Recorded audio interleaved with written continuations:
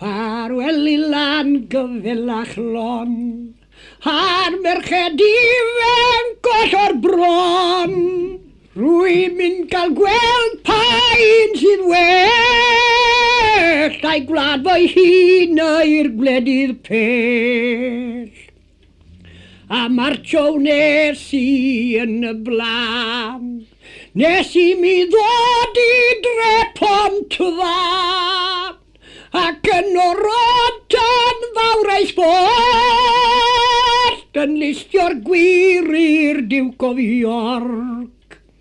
Ymlaen y res ac i'r ryw di, a'r ai'r arian oedd yn ffri, a'r drums a'r ffidws yn cadw sŵn, a listio nes yn y Light Dragoon.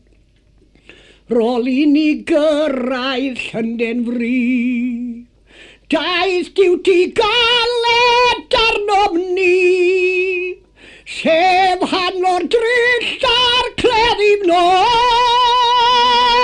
y bwlet plwm a'r powdwr poeth. A llythyr ddaeth yn fore iawn, dodaeth un arall ryd Prydnawn. I ddweud bod yr English fleet yn hwylio I mas I frwydro dros y cenfor glas.